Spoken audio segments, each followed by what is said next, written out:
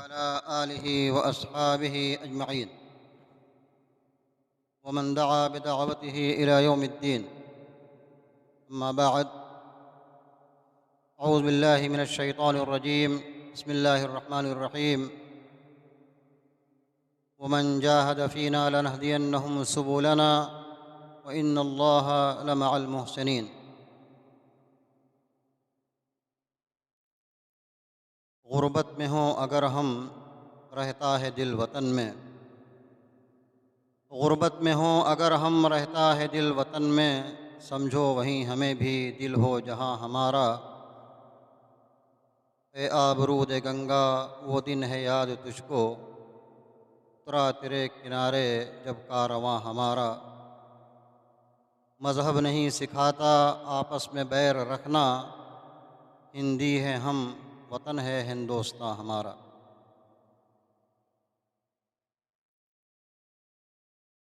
معزز ذمہ داران مدرسہ تحفیظ القرآن الکریم، فاضل اساتذہ کرام، عزیز طلبہ، یوم جمہوریہ 26 جنوری کے تعلق سے بہت ساری باتیں آپ حضرات نے سنی. یوم جمہوریہ کیا ہے، اس جشن کو کیوں منایا جاتا ہے، اس کی اہمیت باشندگان ہند کے نزدیک کیا ہے، یہ تمام باتیں آپ لوگوں کے گوشے گزار کی گئیں. عزیزان گرامی، ہندوستان، اس کے بارے میں علامہ اقبال نے کہا اور آپ نے ترانہ سنا، سارے جہاں سے اچھا ہندوستاں ہمارا. اس کی خوبی، اس کی اچھائی یہ نہیں کہ وہ مناظر ہندوستان میں ہیں جو دنیا کے کسی خطے میں نہیں ہیں. میں سمجھتا ہوں کہ اس کی سب سے بڑی خوبی یہ ہے کہ یہاں مختلف مذاہب، مختلف ثقافت، مختلف تہذیب، مختلف کلچر، اور دنیا میں سب سے زیادہ زبان جس سرزمین پر پائی جاتی ہے، بولی جاتی ہے، وہ ہندوستان کی سرزمین ہے. اس کی کثرت میں وحدت ہے. میں ابھی چند روز پیشتر ریاض کے ایک بڑے ذمہ دار ڈاکٹر احمد شمیمری، جو ریاض کی ایک مشہور یونیورسٹی دارالعلوم یونیورسٹی کے وائس چانسلر رہ چکے ہیں، ان کے گھر پر ایک میٹنگ تھی. ہندوستان کی بات آئی. انہوں نے کبھی کسی زمانے میں ہندوستان کا سرکاری دورہ کیا تھا. باتوں باتوں میں بات آئی کہ ہندوستان بلد العجائب ہے. اس کو بلد العجائب کیوں کہا جاتا ہے؟ یعنی ایک ایسا ملک جو عجائب خانہ ہے. دنیا کے کسی اور ملک کے بارے میں یہ لفظ استعمال نہیں کیا جاتا، لیکن عام عرب جو پڑھے لکھے ہیں وہ ہندوستان کو بلد العجائب کہتے ہیں. یعنی اس کی وجہ یہ ہے کہ اتنی ساری تہذیبیں یہاں موجود ہیں، اتنے کلچر موجود ہیں، اتنی زبانیں موجود ہیں. حتیٰ کہ آپ اس سے انہوں نے پوچھا کہ ہندوستان میں عربی بھی بولی جاتی ہے؟ میں نے کہا عربی بھی بولی جاتی ہے. ہندوستان کے بعض خطے ایسے ہیں، حیدرآباد کے اندر ایک محلہ ہے، اس کو آپ، ایک مشہور محلہ حیدرآباد کا بارکس، وہاں عرب کے لوگ رہتے ہیں. ایک زمانے میں عرب کے لوگ ہندوستان میں کام کرنے آیا کرتے تھے. اس طریقے سے آج ہندوستان کے لوگ عربستان جاتے ہیں، گلف جاتے ہیں، سعودی عرب جاتے ہیں کام کرنے کے لیے. وہ زمانہ ہندوستان کا تھا جب ہندوستان کو سونے کی چڑیا کہا جاتا تھا، اور باہر عرب دنیا کے لوگ، یمن وغیرہ سے لوگ ہندوستان میں آ کے کام کرتے تھے. اور حیدرآباد میں ان کا ایک پورا محلہ ہے، بارکس کا محلہ، جہاں آج بھی عربی ثقافت موجود ہے. عربی زبان آپس میں بولتے ہیں، گھروں میں عربی زبانیں بولی جاتی ہیں. بھٹکل کا ایریا، وہ لوگ بھی عرب سے آ کر کے بسے ہوئے ہیں. ان کے یہاں بھی کھانے پینے کا پورا ماحول عربوں کا ماحول ہے، رہنے سہنے کا پورا عربوں کا ماحول ہے. اس طریقے سے ہندوستان بلد العجائب ہے. ہندوستان میں یوم جمہوریہ، جمہوریت کی بہت تعریف کی گئی ہے. اس کی ایک مشہور تعریف ابراہیم لنکن نے کی جمہوریت عوام کی، حکومت عوام کے لیے اور عوام کی طرف سے، یعنی جو قانون پاس کیا جاتا ہے وہ عوام کے منشا کے مطابق قانون پاس کیا جاتا ہے، اور اگر کوئی حکمراں عوام کے منشا کے خلاف کوئی کام کرتا ہے وہ حکمراں رہنے کے لائق نہیں ہوتا۔ آپ جانتے ہیں کہ ہندوستان کے اندر آزادی سے پہلے 1935 میں گورنمنٹ آف انڈیا ایکٹ قانون پاس کیا گیا تھا، اور اسی قانون کے تحت ہندوستان کی حکومت چل رہی تھی۔ جب ملک آزاد ہوا 1947 میں، ایک بڑا چیلنج یہ تھا ہندوستانی باشندوں کے سامنے کہ یہاں کا قانون اور دستور کیا ہو، اور اس کے بعد ایک دستور ساز کمیٹی کی تعیین کی گئی جس میں ایک بڑی تعداد تھی، تقریباً 308 ممبران تھے اس کمیٹی کے، جس کے صدر ڈاکٹر بھیم راؤ امبیڈکر کو بنایا گیا تھا۔ مختلف مذاہب فکر کے لوگ اور مذہب کے لوگ اس کمیٹی کے اندر موجود تھے، مولانا آزاد بھی تھے، حسرت موہانی بھی تھے، عبد الرحمن سیوہاروی بھی تھے، اور اس طرح کے جید علماء کرام بھی تھے اس کمیٹی کے اندر۔ اور جب اس کمیٹی کے قانون کو مرتب کر لیا گیا 26 نومبر 1949 میں قانون ساز کمیٹی نے اس قانون کو پاس کیا،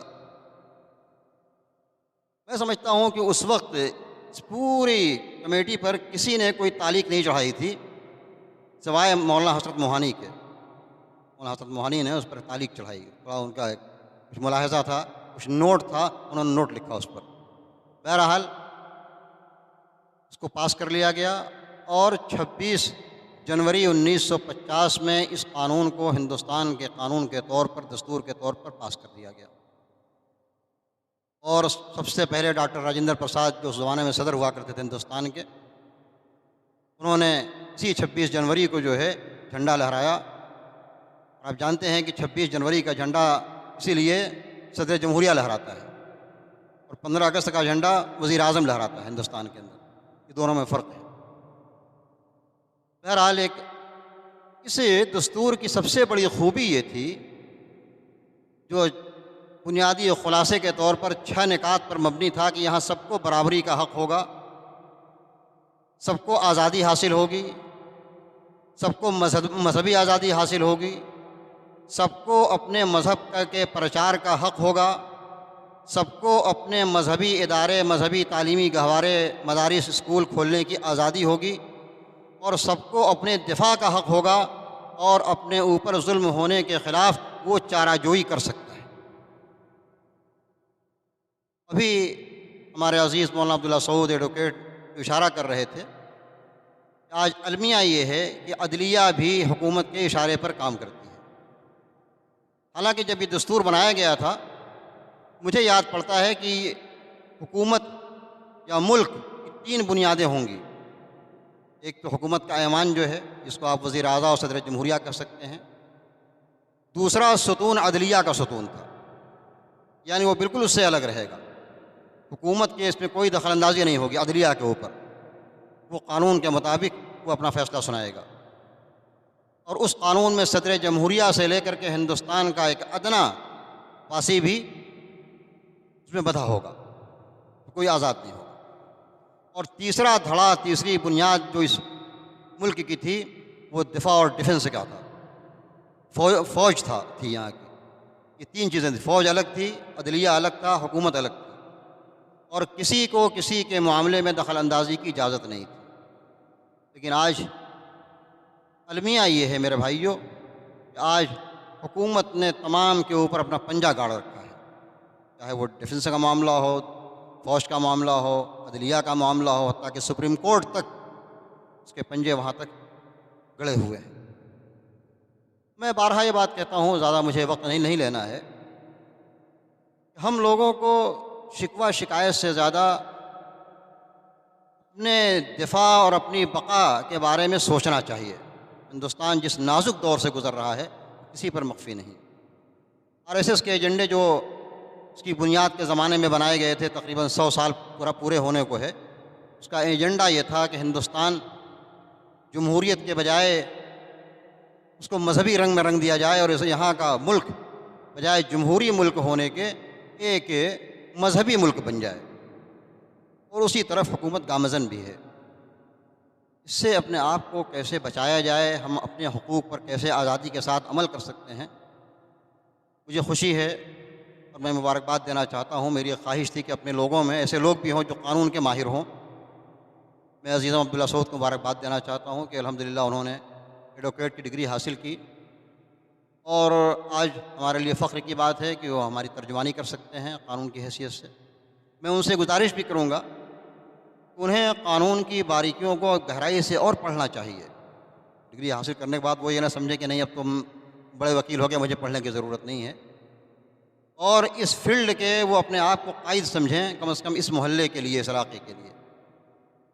ہندوستان کے قانون میں اقلیتوں کے کیا حقوق ہیں، ان کو کتنی آزادی حاصل ہے، ان چیزوں کو یا اس سے متعلق جو کتابیں ہیں، تو اللہ کا فضل ہے یہ دستور اردو زبان میں بھی منتقل کر دیا گیا ہے۔ اس دستور کو، اس قانون کو، اس آئین کو، اس میں جو خلاصے کی چیزیں ہیں، جو بنیادی چیزیں ہیں، اس سے متعلق جو بھی کتابیں ان کی نگاہوں سے گزریں، وہ اپنے ان طلباء کو بھی پڑھنے کو دیں، ان کے لیے فراہم کی جائے۔ میرے پاس ایک بہت زمانے کی کتاب ہے، ہندوستانی قانون میں اقلیتوں کے حقوق، یہ دستور ہند میں اقلیتوں کے حقوق، جماعت اسلامی نے اس کتاب کو چھاپا تھا، میرے خیال سے 40-50 صفحے کی کتاب ہے۔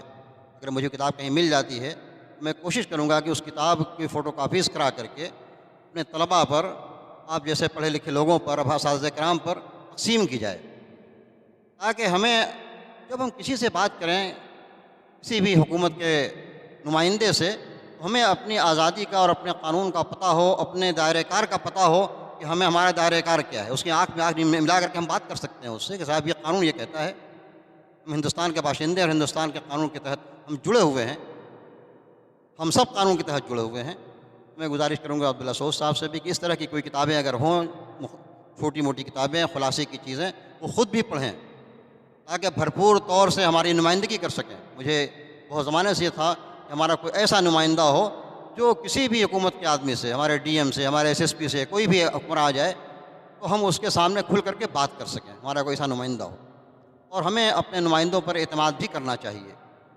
آج المیہ یہ ہے کہ ہم کسی پر اعتماد نہیں کرتے، جس کا نتیجہ یہ ہوتا ہے کہ ہندوستان پیمانے پر ہمارا کوئی ایسا قائد نہیں جو متفق علیہ قائد ہو، اس کی ہم قیادت پر بھروسہ کر سکیں۔ ہم یا تو خانے میں بٹے ہوئے ہیں، مذہبی خانے میں بٹے ہوئے ہیں، مسلکی خانے میں بٹے ہوئے ہیں، ذات برادری کے خانے میں بٹے ہوئے ہیں۔ یہ ہمارا المیہ ہے میرے بھائیوں۔ ہندوستان بہت نازک دور سے گزر رہا ہے۔ کسی شاعر نے کہا تھا، نہ مانو گے تو مٹ جاؤ گے ہندی مسلمانوں، نہ مانو گے تو مٹ جاؤ گے ہندی مسلمانوں، تمہاری داستان تک بھی نہ ہوگی داستانوں میں۔ آج ہندوستان کی جمہوریت خطرے میں ہے، ہندوستان کا مسلمان خطرے میں ہے، ہندوستان کی اقلیت خطرے میں ہے، چاہے کوئی بھی اقلیت ہو، عیسائیوں کی اقلیت ہو، سکھوں کی اقلیت ہو۔ آپ حالات پر نگاہ رکھیے۔ ہم یہ جشن تو منا رہے ہیں، لیکن اے کاش یہ جشن اس موقع پر منایا جائے جہاں بھرپور طور پر جمہوریت کی نمائندگی ہو سکے۔ ہمارے حکومت کے اندر بھی آج آپ دیکھتے ہیں پارلیمنٹ کی تمام چیزیں، تصویریں آپ کے سامنے آتی ہیں، اس طرح سے پارلیمنٹ کو، ایوان کو، حکومت کے اتنے ادارے، اس میں آپ جائیے تو لگتا ہے کہ کوئی ہم مندر میں چلے آئے ہیں، ایسا لگتا ہے وہاں۔ حالانکہ ایک زمانے میں چیزوں پر پابندی تھی، ایک زمانے میں مجھے یاد پڑتا ہے پنڈت جواہر لال نہرو کے زمانے میں ایک سرکاری پروگرام کا معاملہ تھا، تو اس کو یہ تھا کہ کچھ لوگ سے شروع کیا جائے اس کو۔ پنڈت جواہر لال نہرو نے منع کر دیا، کہا کہ نہیں، اگر آپ ہندوؤں کے اس لوگ سے اس سرکاری پروگرام کو شروع کریں گے، مسلمان کو بھی یہ حق ہے کہ وہ تلاوت کلام اللہ سے اس پروگرام کو شروع کرے گا، بس میں ایک بڑا انتشار ہوگا۔ جمہوری ملک میں ہے اور جمہوری ملک میں اس طرح کی آزادی نہیں ہے۔ جمہوری ملک میں اس طرح کی آزادی نہیں تھی کہ ایوانی حکومت کے ایوان کے اندر، کورٹ کچہری کے اندر، اس طرح کے جو پارلیمنٹ میں یہاں وہاں مورتیوں کو رکھا جائے، اس کی آزادی نہیں تھی۔ لیکن آج پورا ایک ڈھانچہ بدل دیا گیا، دھیرے دھیرے دھیرے دھیرے دھیرے دھیرے۔ اور افسوس کی بات تو یہ ہے کہ ہمارے کلچر اور ہماری تہذیب کو اپنوں کے ذریعہ ختم کرنے کی ایک کوشش کی جا رہی ہے، اپنوں کے ذریعہ۔ جو چیزیں وہ نہیں کر سکتے تھے، آج آپ مدارس کا جو پوزیشن دیکھ رہے ہیں یو پی کے اندر، اتر پردیش کے اندر، افسوس کا مقام ہے کہ جن چیزوں کے بارے میں وہ کہتے ہوئے جھجکتے تھے، انہیں ہمت نہیں ہو پاتی تھی، آج اپنوں کے ذریعہ اس طرح کے قانون پاس کیے جا رہے ہیں۔ اس لیے یہ وقت انتہائی نازک وقت ہے، اور طلباء کو مایوس نہیں ہونا چاہیے، آپ کو خوش ہونا چاہیے کہ آزادی کی لڑائی میں جو سب سے بڑا رول تھا وہ ہندوستان کے علماء کرام کا تھا، وہ آپ جیسے لوگوں کا تھا۔ سیاسی لیڈران تو بہت بعد میں آئے، جو نام میں نے آپ کے سامنے لیا مولانا آزاد کا، سب سے پہلے وزیر تعلیم بنائے گئے آزاد ہندوستان کے، مولانا حسرت موہانی کا، مولانا حفظ اللہ سیوہاروی کا، یہ سارے بڑے بڑے نام تھے جو علماء کرام کا نام تھا۔ علماء کرام ہی نے پہلے فتویٰ دیا تھا کہ ہندوستان دارالحرب ہے، یہاں اب جہاد شروع کیا جائے۔ مولانا عبدالعزیز دہلوی نے اس زمانے میں فتویٰ دیا تھا، وہ ان کا قائدانہ رول تھا۔ اس قائدانہ پھر بعد میں لوگ پیچھے چلتے گئے، قائد مولانا ہی لوگ تھے۔ پوری ایک تاریخ آپ پڑھیے علماء صادق پور کی اور تمام لوگوں کی، تو ہمیں مایوس ہونے کی ضرورت نہیں، لیکن سنجیدہ طور پر، علمی طور پر ہمیں مضبوط ہونے کی ضرورت ہے، اور ہم ہندوستان کے قانون کو پڑھیں، ہندوستان کی کیا قانون ہے، اس میں ہمیں کیا آزادی حاصل ہے، کیا حقوق حاصل ہیں، تاکہ ہم دوسروں سے بات کر سکیں۔ آج ایک لہر چلا دیا گیا صاحب، ہندوستان میں 27,000 مدرسے غیر قانونی ہیں۔ غیر قانونی کا مطلب یہ بتاتے ہیں کہ وہ چونکہ سرکار کے یہاں ریکارڈ نہیں ہے۔ کیسے غیر قانونی اس کو آپ کہتے ہیں؟ ہمیں دستور نے یہ آزادی دی ہے کہ ہم مدارس کو اپنے گھر میں چلائیں، مدرسے میں چلائیں، محلے میں چلائیں، کوئی ضروری نہیں کہ میں آپ سے اس کو جو ہے وہ آپ کے یہاں اس کو رجسٹر کراؤں۔ آپ کے رجسٹر کرانے کی ضرورت تو اس وقت ہمیں پڑتی ہے جبکہ ہمارے اس سرٹیفکیٹ کو ہمیں مانیتا پراپت کرنا ہے، ہمیں اس سرٹیفکیٹ کو جو ہے آگے بڑھانا ہے، سرکاری اسکولوں میں اس کی مانیتا ہو، اس وقت ہمیں مانیتا کی ضرورت پڑتی ہے۔ ہمیں تو مانیتا کی ضرورت اس وقت پڑتی ہے جب ہمیں آپ سے ایڈ لینا ہو، آپ سے مدد لینی ہو۔